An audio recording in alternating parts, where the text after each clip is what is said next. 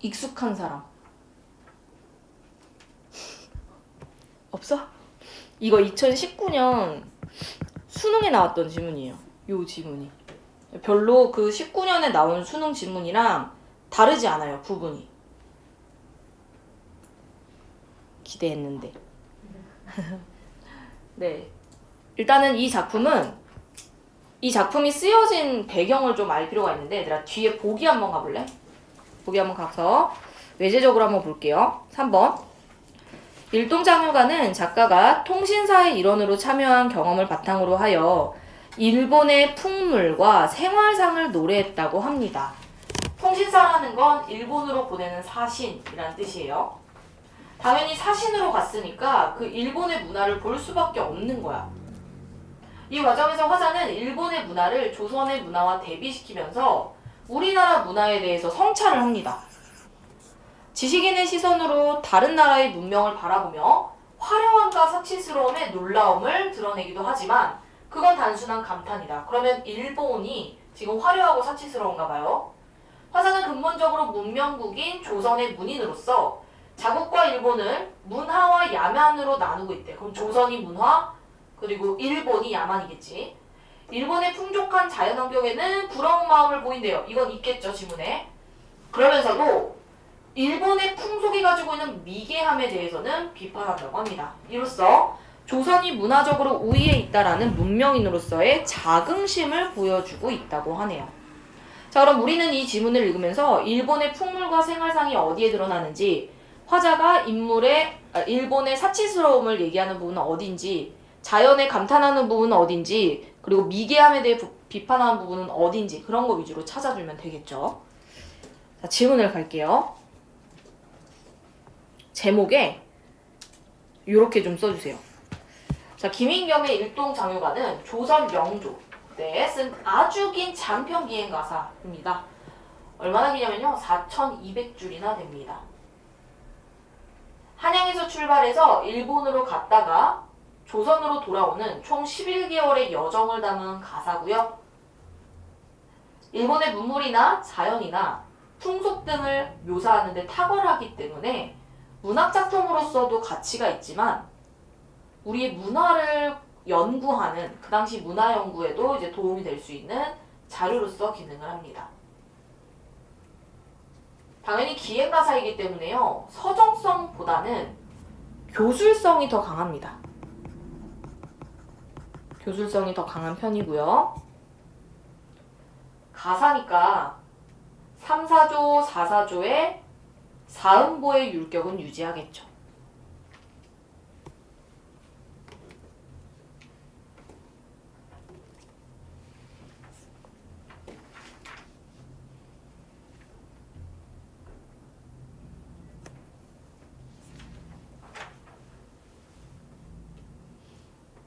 이 일동장유가랑 성격이 굉장히 비슷하고, 그리고 시험에 연계되어서 많이 나오는 작품 중에 하나가 연행가라는 작품이에요. 이것도 이제 모의고사 같은 데 많이 나오는 작품인데, 다른 화자입니다. 다른 작가고. 다른 작가이지만 이 연행가는 청나라 사신으로 간 조선의 화자가 청나라 문물을 보면서 똑같아. 미개한 놈들 이라는 내용을 말한다는 점에서 좀 비슷한 편이긴 합니다. 우월성을 보여주는 거고. 자, 그러면 지문을 보면서 해석할 수 있는 부분 위주로 갈게요. 장풍에 돛을 달고 육선이 함께 떠나 사면과 군악소리가 해산에 진동한다. 해석할 수 있는 단어들만 봐. 바람에 돛을 달았어. 이 선은 배죠. 6척의 배가 함께 떠났대. 자, 지금 어떤 상황이냐면 화자가 일본으로 가는 상황이야. 근데 혼자 가는 게 아니죠. 당연히 뭐 다양한 신하들과 같이 가겠지. 삼현, 이건 악기입니다. 이 현은 그 줄이 있는 악기죠. 사면과 군악의 소리가 바다와 산을 진동한대요. 그러면 우리가 생각해야 되는 건 이 사면과 군악 소리가 왜 나냐는 거야. 축하인 거죠. 얘네가 지금 떠나는 거를 엄청나게 거하게 송별을 해주는 거야. 그걸 이제 과장적인 표현으로 드러내고 있는 거죠. 그래서 여기까지는 외교사절단의 규모나 위용을 드러내는 거고, 위용이라는 거 뭐 위엄, 아까 말했던 그런 의미죠. 그만큼 어마어마했다라는 거고, 그 환송식의 분위기를 청각적 이미지인 군악소리로 표현을 하고 있는 거죠.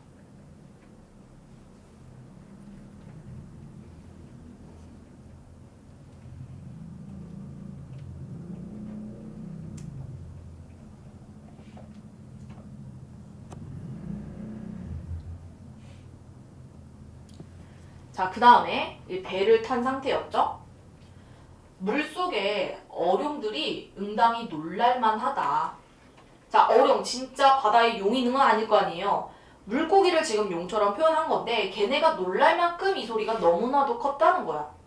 그래서 이 부분은 자연물에 의탁해서 환송식이 그만큼 성대했다라는 걸 또 부각하는 문장인 거죠. 의탁했다는 건 그냥 빌려왔다는 거예요. 자연물 없이요 사실 대단했다 이래도 되는데 굳이 물고기가 놀랄 정도다 라는 표현을 사용함으로써 부각을 하고 싶었던 거죠. 자, 그 다음에 해구, 이 입구자잖아. 바다 입구니까 항구겠죠, 항구. 부산항을 얼른 나서 오륙도를 뒤에 지었대요. 부산에 가면 오륙도라는 게 있어. 혹시 들어본 적 있나? 관광 명소인데 지금도. 부산에 혹시 태종대 알아요? 태종대?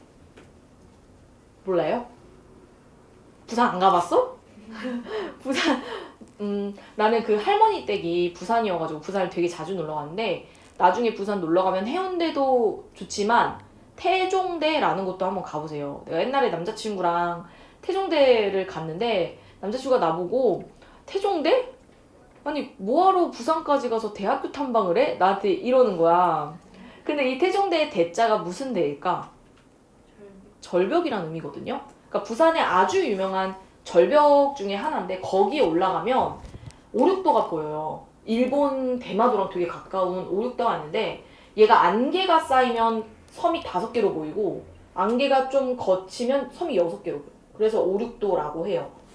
부산에 있는 실제 공간입니다. 그걸 뒤에 지었다라는 건 이미 오륙도를 떠나간 거지. 그만큼 많이 나왔다는 거고 우리나라를 돌아봤더니 밤경치가 창망하다라는 건 아득하다. 그만큼 우리나라가 너무 멀어졌다. 이런 의미고 이 부분은 그럼 결국 무슨 얘기겠어요? 바다와 육지 사이에 거리감을 지금 엄청 느끼고 있는 거지. 그래서 아무것도 안 보여. 아무것도 안 보이고 바닷가 각진포 이런 거는 이제 모의고사 때는 몰라도 되지만 혹시 모른다면 적어주세요. 바닷가에 있는 군용 항구, 항구에 이제 군사들이 좀 배치되어 있는 곳이 있을 거 아니야. 거기에 불빛 두어 점만 구름 밖에 보일만 하다. 그러니까 지금 이게 무슨 상황이냐면 6척의 배를 타고 일본으로 가고 있고 이미 오륙도는 저 뒤에 있고 너무 깜깜해가지고 육지가 이제 더 이상 보이지도 않아. 근데 다만 노란 불빛 2개 정도만 반짝반짝 거리는 거지. 근데 그 노란 불빛이 뭐와 관련이냐? 군용 항구에서 비치는 거야. 군인들은 잠을 안 자잖아요. 보초를 서잖아. 그래서 그 정도로 아주 야심한 밤이었다. 구름 밖에 그 두어 점의 빛밖에 안 보인다. 라는 얘기고 이 부분은 결국에 배에서 바라보는 육지의 경관을 시각적으로 보여주고 있는 구절인 거죠. 자, 그래서 여기까지 봤을 때는 그냥 별 얘기 없었어. 떠나오는 장면이었고 아까 내가 2019년에 여기가 수능에 나왔다고 했잖아요. 여기서부터가 그 당시 이제 수능 지문이었어요. 가뜩이나 심란해. 자, 우리가 이런 걸 뭐라고 하냐면 객수라고 해요. 객수. 이게 나그네의 시름이란 뜻이야. 나그네의 시름. 뭐 얘가 왜 심란한지는 사실 모르죠. 근데 뭐 고양이 보고 싶은가 보지. 가뜩이나 내가 지금 기분이 너무 안 좋은데 큰 바람이 일어나서 태산 같은 성난 물결이 천지에 자욱하니 크나큰 만곡주가 나뭇잎이 불려가듯 하늘에 올랐다가 지함에 내려왔다. 라고 나와 있습니다. 자, 지금 어떤 상황이야? 바람 때문에 배가 어떤 거야? 휘청하고 난리가 난 거야, 지금. 그런 상황. 자, 여기서 태산 같은 직유법 있죠.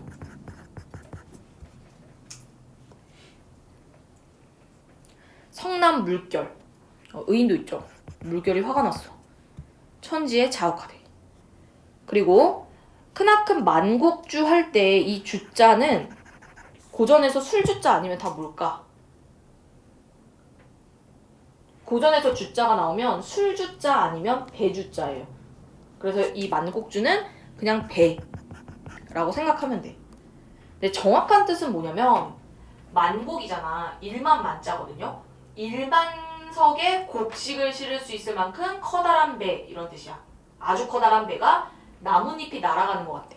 자, 우리 나뭇잎 날아가는 거 이렇게 생각해 보면 엄청 나풀나풀 날아가잖아. 얇게. 그치? 이런 식으로 날아가잖아. 지금 마치 배가 이렇게 날아가고 있다는 거야. 너무 바람이 세게 불어서. 그래서 이 부분은 과장이에요.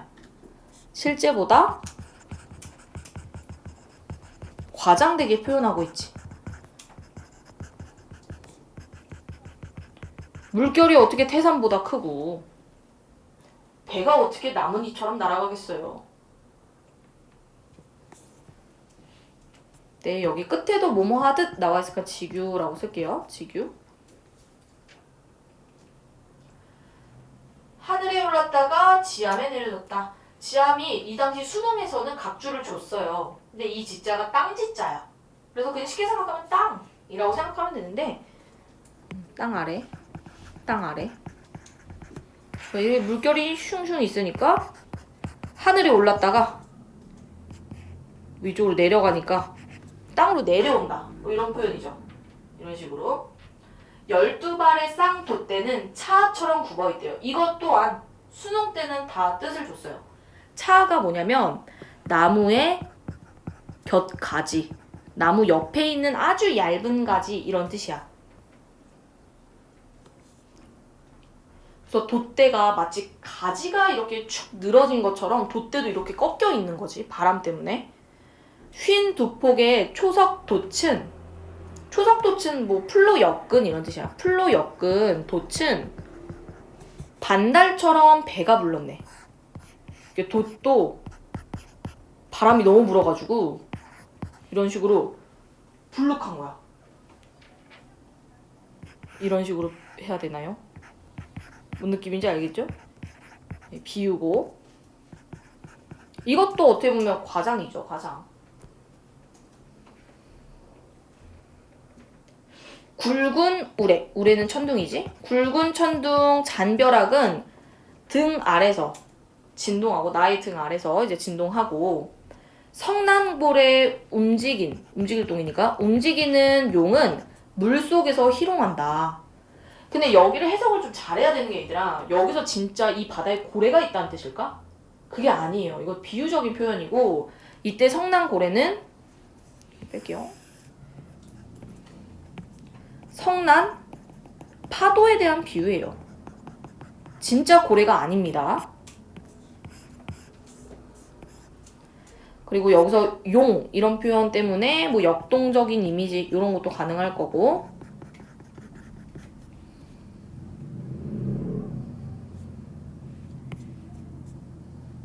방 속에 있는 요강, 뭐 요강은 당연히 이제 오줌을 싸는 통 같은 거겠지. 타구라는 건 침을 뱉는 그릇 이런 뜻이야. 침을 뱉는 그릇이 자빠지고 엎어지고 난리가 난 거야. 배 안이 정신이 없는 거지.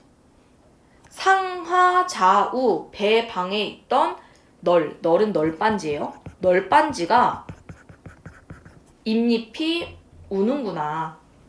이것도 이제 해석을 좀 어려워하는데, 하도 그 배 안에 있는 모든 것들이 막 움직이고 그러니까 우당탕탕 하는 소리가 계속 나는 거예요. 그리고 배에서 끼익끼익 소리가 나는 거지. 널빤지 소리가. 그걸 지금 우는구나라는 의인법을 활용해서 그만큼 널빤지에서 끼익거리는 소리가 계속 난다. 라는 걸 이제 청각적인 이미지로 또 제시를 해주고 있는 거예요.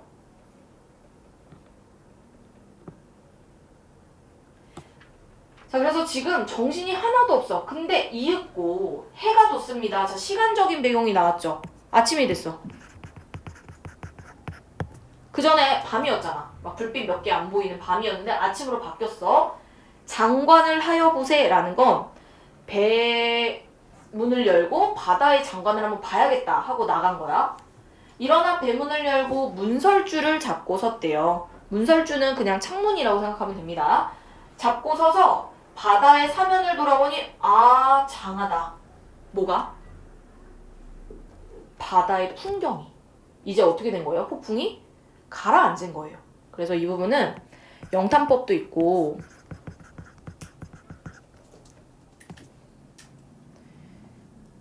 장관을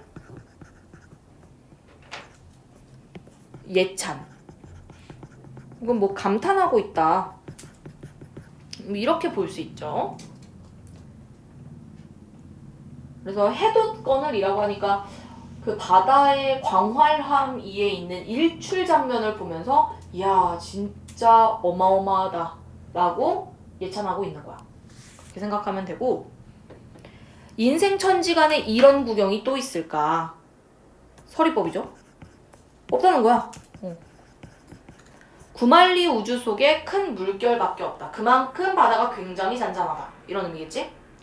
등 뒤쪽을 돌아보니 동래산이 눈썹 같고 동남을 바라보니 바다가 가이는 끝이란 뜻이에요. 끝이 없다. 그래서 산 모양이 이렇게 눈썹 같고 남쪽을 보니까 뭐 끝이 없다. 뭐 이런 의미겠죠. 그래서 여기도 뭐뭐 같고 이런 표현 때문에 비유적인 표현이 사용됐다고 말을 할 수가 있어요. 그래서 이 비유를 사용해서 원근에 따른 거리감을 표현하는 거지. 그만큼 동래산이 멀리 있어서 눈썹 같고 동남쪽에 있는 바다는 끝없어 보이고 뭐 그런 이야기를 표현하고 있죠. 위아래의 푸른빛이 하늘 밖에 닿아 있다. 이제 수평선이지. 바다 끝에 하늘. 슬프다. 이런 와중에 갑자기 슬프대요. 감정을 직접적으로 제시하고 있죠. 우리가 배가 어디로 가는 것인가?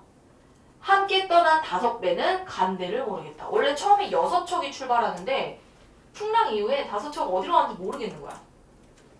사면을 돌아보니 이따금 물결 속에 부채만한 작은 돛이 들락날락 하는구나. 그러니까 이 5척의 배가 뭐 죽은 건 아니고 어쨌든 그만큼 멀리 떨어져 있다. 뭐 이런 이야기겠죠?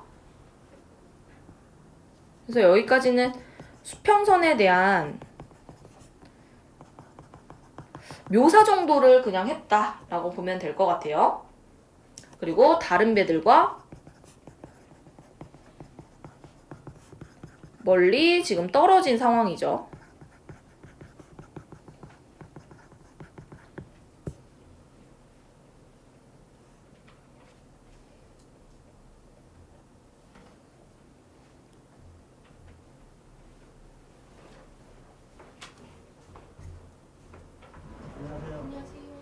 냉나무 이어준 사람이시죠?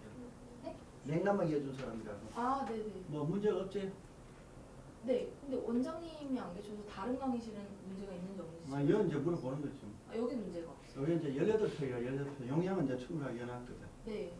18평. 네. 교실은 여기 뭐 해봐야 5평 되는 거죠. 6평 되지, 여기가. 3배니까 가능하지. 잘 관리하셔갖고 이제 쓰시라. 네, 알겠습니다. 네.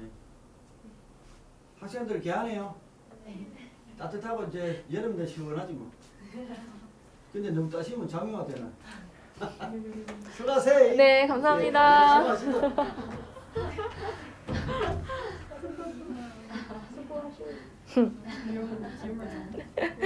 자, 그래서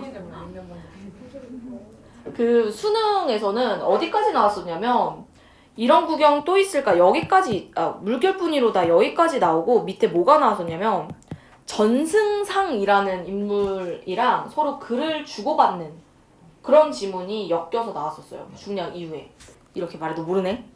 아무튼 배안을 돌아보니 저마다 수질, 이게 뱃멀미예요. 이제 멀미하는 사람은 알 거야. 멀미의 느낌이 뭐냐면 여기 멀미하는 사람. 뭔지 알지? 뱃멀미가 어떤 느낌이냐면 내가 진짜 모태 멀미녀거든? 내가 어느 정도로 멀미가 심하냐면 나는 일단 버스를 진짜 못 타. 거의 못 타고 택시 같은 것도 거의 못 타. 그래서 항상 어렸을 때부터 학교에서 소풍 가면 귀에 검은 봉지 끼고 타는 학생이어서 그만큼 멀미가 너무 심해서 아예 대중교통을 이용할 수가 없는 수준이고 근데 너무 심해서 나는 지하철도 잘 못 타. 그래서 항상 지하철을 탈 때도 멀미약을 마셔야 돼. 좀 심하지. 나는 살면서 나보다 멀미 심한 사람을 본 적이 없거든. 근데 나는 이게 유전이야. 언니도 심하고 나도 심하고 내 조카도 그래. 멀미가. 그래서 멀미가 없는 것만으로도 진짜 인생의 큰 축복이야. 어디든지 갈 수 있잖아. 나는 그래서 비행기도 항상 이제 멀미약을 마시고 타는데 여행을 간다고 해도 항상 멀미약을 챙겨 다닐 수는 없잖아요. 그리고 또 내가 또 까다로워가지고 멀미약도 귀 밑에 이런 거 효과도 없어. 무조건 마시는 멀미약. 이것만 이제 효과가 있거든. 너무 구려 인생이. 그래서 어디를 잘 못 가는 타입인데 멀미를 안 해본 사람들은 멀미가 어떤 느낌인지 잘 모르더라고. 이게 어떤 느낌이냐면요. 나중에 너희가 20살 돼서 물론 그 전에도 먹었을 수도 있지만 술을 마셔보면 알 거야. 술을 온팡 엄청 많이 먹고 자. 그리고 그 다음날 일어났을 때의 느낌이 멀미야. 우리가 그런 걸 숙취라고 하잖아요. 숙취? 하루 종일 숙취가 뭐냐면 입덧 느낌이래요. 입덧. 그러니까 계속 속이 울렁울렁거리고 토할 것 같고 그게 이제 술 먹은 다음날의 숙취인데 멀미가 그래요. 뱃멀미의 느낌을 모를까봐 한번 설명을 해봤어. 그러니까 그만큼 이제 기분이 안 좋은 느낌인데 지금 아까 앞에서 배가 한 차례 난리가 났었잖아. 그러니까 사람들이 토하고 난리가 난 거야. 똥물을 다 토하고 혼절하여 죽게 앓고 있다. 다행인 건 종사상. 이거는 각주를 줬어야 될 것 같은데 얘가 통신사였잖아요. 통신사의 수장. 이 화자가 수장은 아니야. 수장은 태연하게 앉아있다. 다행이다. 요 정도. 자, 뒤로 넘어갈게요. 배 안에 도로 들어가서 눈을 감고 누웠는데 대마도가 가깝대. 대마도 어디에 있는데요? 대마도 들어봤죠? 대마도. 일본이잖아. 그치? 일본이 가깝다고 사공이 말을 해준 거야. 이제 거의 다 왔죠? 다시 일어나와 보니 심리는 남았구나. 심리 어느 정도예요? 1, 2가 400m니까 심리는 대충 4km. 그치? 4km 정도 남았대. 외선, 일본 배잖아. 일본 배 10여 척이 예선차로 모두 왔네. 예선이라는 건 배를 끌고 오다 이런 뜻이야. 그럼 이 말은 뭐냐면 지금 통신사 일행을 마중 나온 거야. 일본 애들이. 자, 중략 밑에 갑니다. 요 A 묻는 문제 있죠. 28일 발행할 때 발행이라는 건 길을 나서다 이런 뜻. 길을 나설 때 수백 필 그만 줌마 중하관을 다 태우니 기구도 장하구나. 자, 여기서 그만 줌마는 좋은 말이란 뜻이에요. 이게 금금자잖아. 그러니까 삐까뻔쩍한 좋은 말을 지금 수백 필 데리고 나가는 거야. 길을 나설 때. 그리고 중하관을 다 거기에 있는 이제 아랫사람들을 다 태워. 그 모습이 장하다. 이게 보기에 따르면 일본인들의 뭐야? 보기에 나온 말로 따르면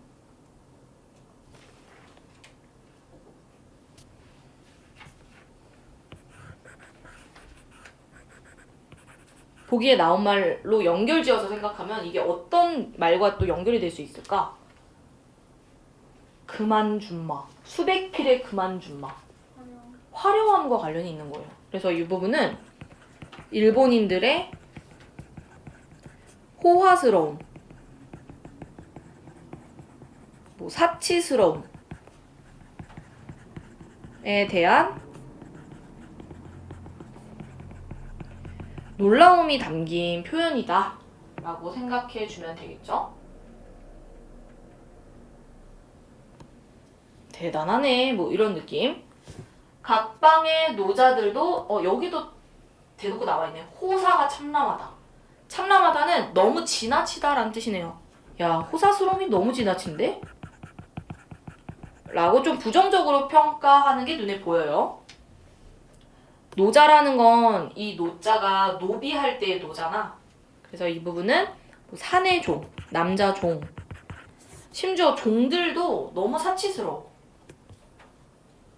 좌우에 쌍견마요, 두 사람의 마부 이런 뜻이야.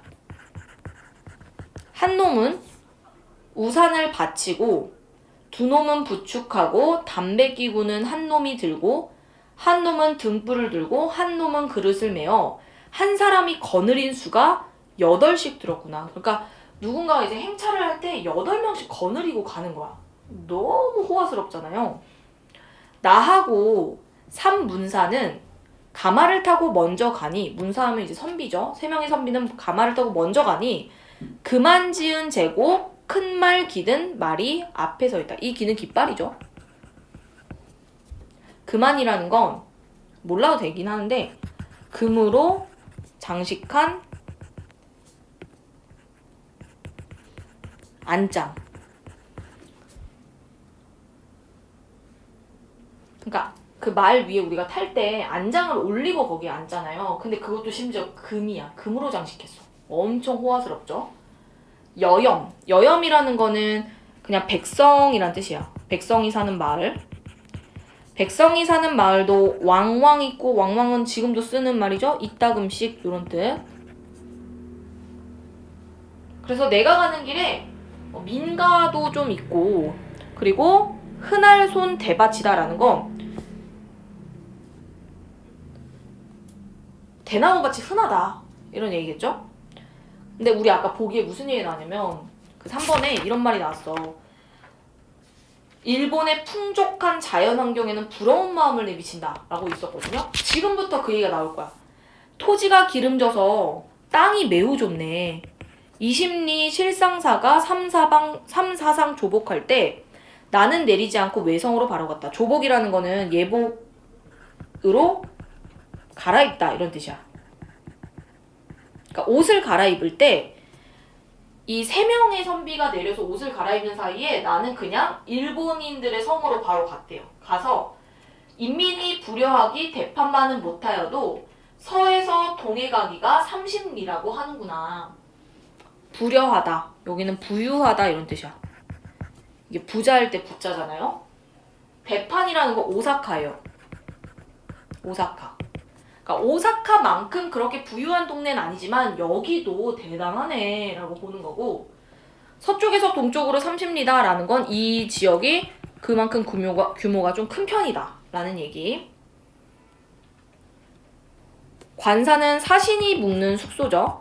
사신의 숙소는 본룡사라는 곳이고 5층 누각 위에 남은 구리 기둥이 운소에 닿았구나. 운소는 하늘이에요. 구름 문자 써서. 그럼 봐봐. 이것도 말이 안 돼요. 어떻게 그 건물의 기둥이 하늘에 닿겠어요. 과장법이죠. 그만큼 여기 있는 본룡사가 어마무시하게 크다 라는 거지. 이것도 화려함과 사치스러움이랑 연결을 지을 수 있어. 그래서 이 부분을 봤을 때는 우리 보기에 따르면 외성의 문명과 문물을 보고 감탄하는 거야. 야, 대단하다. 진짜 엄청나다. 삐까뻔쩍하네. 수석. 물과 돌이죠. 물과 돌도 기절, 기이하다 라는 뜻이고, 죽수, 대나무죠. 대나무가 유취라는 건 그윽한 정치가 있다. 무슨 얘기냐면 일본에 있는 수많은 자연 풍경들이 굉장히 기이하고 멋있고 대나무도 정취가 느껴질 정도로 멋있다 이런 의미야. 그럼 여기는 결국에 그 일본에 있는 좋은 자연 환경을 부러워하는 거예요. 외황이 사는 곳이라 사치가 측량, 즉 끝이 없다. 그럼 여기서도 알 수 있듯이 이 화자가 부정적으로 생각해. 일본의 그 수치스러움 이런 것들 부정적으로 보고 있고, 산형은 산의 모양이죠. 산의 모양이 웅장하고 수세, 물이 둘러싸여 있다 이런 뜻. 물이 둘러싸여 있어서 옥야천리, 이거는 기름진 땅이란 뜻이야. 일본에 기름진 땅이 생겼으니 아깝고 애달픈 건 이리 좋은 천부금탕이 외놈의 것이 되어서 친제를 칭왕하고 전자전손하니 개돼지 같은 놈들 모두 소탕하고 이거 조선 땅으로 만들고 싶다. 그 얘기예요. 그러니까 일본의 자연환경을 보고 부러워하면서도 야, 이게 우리나라에 있었으면 진짜 얼마나 좋았을까, 이런 애달픔을 느끼는 거죠. 그래서 여기도 아깝고 애달프다 이런 것들은 직접적으로 제시를 해주고 있는 부분이고, 이 부분이 말하고자 하는 건 좋은 자연환경이 조선이 아닌 일본에 있다는 것에 대한 부러움이나 안타까움이라고 볼 수가 있는 거죠.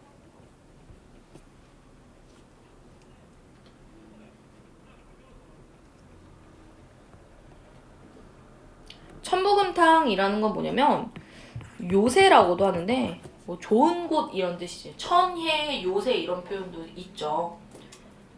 이 좋은 요새가 외놈의 물건이 되어서 칭제 칭황, 그러니까 자기들을 황제라고 칭하고 자기들을 왕이라고 칭하고 자손에게 전하고 손자에게 전한다. 그러니까 이 좋은 걸 계속 지들끼리만 먹고 지낸다라는 얘기겠죠. 자손에게 전한다 이런 뜻이고, 개돼지 같은 비린 유, 이 유자가 유형 할 때 그 유거든. 같은 부류 이런 뜻이에요. 개돼지 같은 부류를 모두 다 소탕해서 조선 땅 만들고 싶다. 그래서 여기는 이 개돼지 같은 비린 유는 당연히 이제 일본이겠죠. 이 말을 통해 이 화자는 조선이 더 우위에 있다라고 보는 거야. 미개하다라고 생각하는 거죠, 일본이. 왕화의 목욕 감겨 예의국을 만들고자 한다. 자, 그럼 여기서 말하는 예의국은 당연히 뭐 조선이겠죠. 일본은 너무 예의가 없어. 그래서 저 개돼지 같은 놈들을 어떻게든 뭔가 다스려가지고 이 땅을 예의국으로 만들고 싶다, 이런 의미. 그래서 이 부분도 일본에 대한 우월의식이 담겨있는 표현이고, 왕화는 이제 왕의 교화 이런 뜻이에요. 목욕은 씻기다 이런 뜻이죠. 우리 왕의 교화를 입혀서 이 공간을 예의국으로 만들고 싶네. 미개한 놈들. 이러고 이제 끝나는 거죠. 그래서 전체적으로 주제가 통신사로 일본을 여행하면서 얻은 견문과 감상, 요 정도로. 그러니까 주제를 하나로 정할 수는 없어요. 이게 수능 연계 가능성이 있어요. 2019년이라는 건 벌써 이제 4년이 지난 수능이고 얼마든지 연계가 될 수 있고, 당연히 이 부분 말고 다른 부분이 나올 수도 있겠지만 기본적인 흐름 자체는 여기 나오는 거랑 비슷해요. 계속 일본의 문물 얘기한다고 생각하면 되고, 그냥 해석되는 거 위주로만 수능에선 접근하면 되겠죠. 자, 이 작품은 역순행이 없습니다. 추보식 구성이고요. 그리고 이 작품 한글로 기록이 되어 있어요. 3사조, 4사조의 사음보였고, 그리고 일본의 문물을 물론 과장적인 표현도 있었지만 굉장히 디테일하게 그리는 부분도 많아서 사실적 묘사 이런 부분이 나오기도 합니다. 자, 그러면 뒤로 넘어가서 문제를 한번 보도록 할게요. 1번, 시간의 흐름에 따라 일어난 일을 순차적으로 기술한다. 맞습니다. 출항부터 일본에 도착하는 것들을 계속해서 제시하고 있고요. 그 다음에 비율을 표현해서 대상과의 원근을 표현하고 있다. 이거는 앞에 있었죠? 예를 들어서 그 등 뒤쪽을 돌아보니 동래산이 눈썹 같고 동남을 바라보니 바다가 끝이 없다 라고 미음 밑에 쪽에 있었고요. 3번 여정의 경과에 따른 경관의 변화, 특히 예를 들어 지문에서 여정이 진행될수록 난리가 났던 바다가 평온해졌죠. 이런 것들도 결국에는 경관의 변화라고 볼 수 있고, 화자가 직접 겪은 걸 과장적으로 표현한 것 굉장히 많고요. 그런데 1번 대화가 없습니다. 대화를 직접 인용한 적은 없어요. 물론 사공의 말을 대마도가 가깝다라고 간접으로 인용한 건 있는데 직접 인용은 없어요. 그 다음에 2번, 이건 이미 아까 1번 어룡이 놀랄 정도로 환송식이 대단하다 나와 있었죠. 자, 니은을 한번 볼게요. 니은은 하늘에 올랐다가 지함에 내려온다 라는 건 태풍으로 인해서 물결이 상승하고 내려가면서 배가 올라갔다 내려갔다 한다는 거지, 이게 혼란을 겪는 타인의 모습을 말하는 것은 아닙니다. 그 다음에 티귿, 성난고래가 물속에서 희롱한다라는 건 진짜 고래가 아니라 그랬어. 물속 생물들의 역동적인 움직임이라기보다는 물결이나 파도를 비유한 표현이에요. 진짜 어떤 생물체를 말한 것은 아니고요. 그 다음에 리을, 널빤지가 잎잎이 운다라는 건 그냥 널빤지 소리가 크다는 거지 슬퍼하는 동료들이나 그거에 대한 공감을 보여주는 건 아니죠. 그 다음에 미음, 아 장하다 라는 건 자기를 대견하게 여기는 게 아니죠. 일출의 장관을 보면서 감탄을 하는 거지. 정답은 1번. 3번 문제 1번 수백 필 그만준마 중하관을 다 태우는 것, 그리고 노자들이 호사를 부리는 것, 그것은 결국 사치스러움에 대한 놀라움을 드러내는 것이 맞고, 그리고 일본 황제가 사는 곳이 기둥이 하늘에 닿은 것 같고, 그리고 거기 있는 자연물들이 그윽하다라고 한 것은 감탄하고 있는 것까진 맞습니다. 그런데 사치가 측량 없다, 그걸 지들끼리 다 논아먹네? 라는 건 이걸 통해서 자국의 문화를 역사적 관점에서 성찰한다? 이 부분이 이걸 말하는 게 아니죠. 자, 여기 구절이 말하고자 하는 건 일본의 미개함을 비판하는 거예요. 사치를 비판한다고 할게요. 사치를 비판한다고 보는 게 맞는 거죠. 우리 문화를 여기서 성찰하지 않아요. 4번 옥야천리를 두고 아깝다, 애달프다 하는 건 천혜의 환경, 아주 좋은 환경에 대한 부러운 마음을 내비치고 있는 게 맞고요. 5번 일본한테 외놈이라고 하고 개돼지 같다라고 한 거 보면 이제 무시하고 있는 거 맞고, 예의국을 만들고자 한 것은 걔네를 야만으로 보면서 우리를 우위에 있게 본 게 맞는 얘기죠. 그래서 정답은 3번이다. 그래서 요 지문은 학교 내신으로 내기도 좋고, 그리고 모의고사로 나오기도 좋으니까 나중에 꼭 다시 공부하고 문제 잘 풀어보세요. 혹시 여기까지 질문 있나요? 고사진 시간 8.